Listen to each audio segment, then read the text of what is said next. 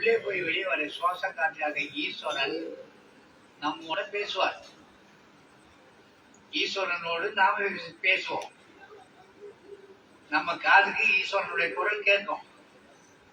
நாதவிந்து கலாதின போனம யார் எழுது அழுகினால திருப்புகள்ல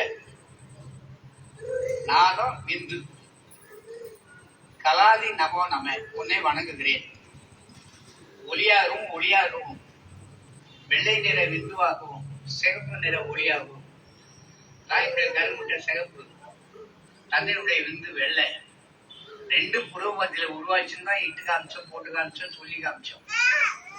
ஏன் வைக்கிறேன்னு தெரியாது, எதுக்கு வைக்கிறேன்னு தெரியாது. வெளியில இருந்து உருவானதான் இது. அப்ப வெளிக்குள் வெளி கடந்து சும்மா இருக்கும். சும்மா ஒவ்வொரு வெளியிலே ஒரு அனுபவம் வரும். எந்த வெளியில எந்த அனுபவத்தை நம்ம பார்க்க முடியும்?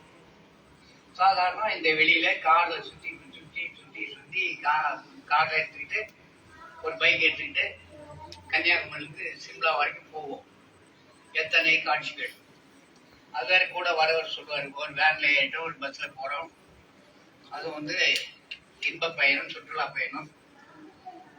அந்த சுற்றுலாவில் ஆர்கனைசர் நம்மளை வழிநடத்துவர் சொல்லுவார், என்ன பேசிட்டு வரீங்க எல்லாம் உள்ள சைட் சிங், என்ன வெளியே பாருங்க, என்ன சிங் சைட் சிங், ஒரு வெளியில பாருங்க அப்படின்வார்.